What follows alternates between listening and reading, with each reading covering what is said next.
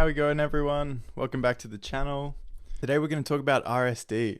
This is such a huge part of my life. It's something that I struggle with every day and I hate it. It's going to be a common theme, I feel, among my ADHD videos. A lot of it is struggle, a lot of it is frustration. RSD in particular, it stands for Rejection Sensitivity Dysphoria. And it's basically seeing social interactions the way that you sort of experience your self-perception through a negative lens. So you might have a conversation with someone and it will go perfectly normally, exactly like any other conversation would, and all of a sudden you'll have this feeling, they didn't like me, they didn't appreciate what I said, they hate me. It's all really nasty thoughts and something that is trained over a lifetime of receiving more negative feedback than another person would. This comes with the territory of having ADHD. It's kind of baked into the experience. I experience RSD every day. It's totally debilitating. I hate it. It's something that I wish that I never had to deal with again. It's there every day. Sometimes it feels like it's the most real thing, these thoughts of rejection sort of lurking around every corner. It's always with the people that I care about the most. It's always with family members, with close friends, with my significant other.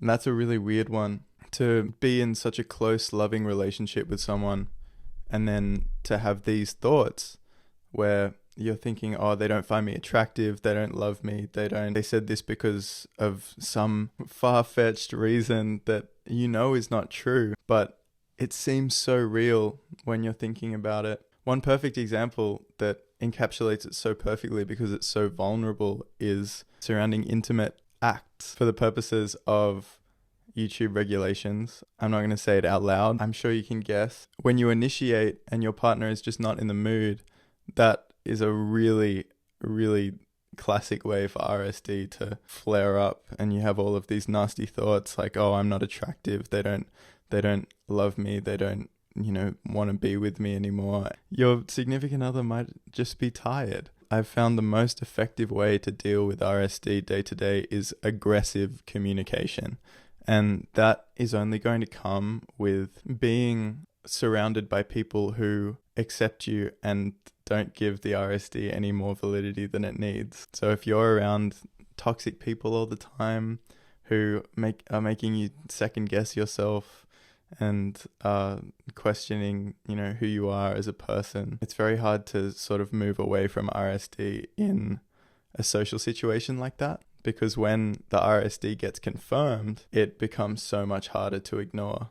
Like if something happened that you were fearful of, spending all of this time talking yourself down, convincing yourself that you didn't feel this way and that it was just the RSD, and then something happens to confirm it. Say you're afraid that you talk too much in public and that you're afraid that everyone's going to get sick of you, and someone, says, oh yeah, like sometimes you do talk a lot. Oh shit, like they found me out.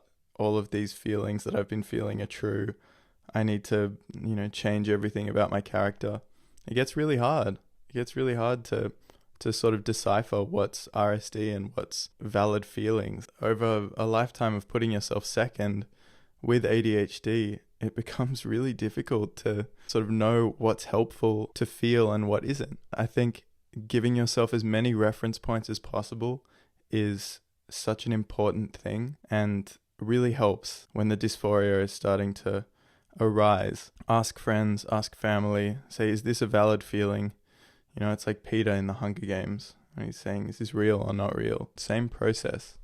Give yourself as many reference points as you can that are outside of your own mind. You'll start to notice when the RSD is flaring up, and then you can start to consciously reject those thoughts. And as you do that over time and you are, slowly starting to unmask with your ADHD, you'll start to feel like you can be more yourself with less consequence. And that's what we're all ultimately striving towards, is a reality where we can be unapologetically ourselves and just exist without all of these anchors that weigh us down so much. I think that's all I have to say for this video.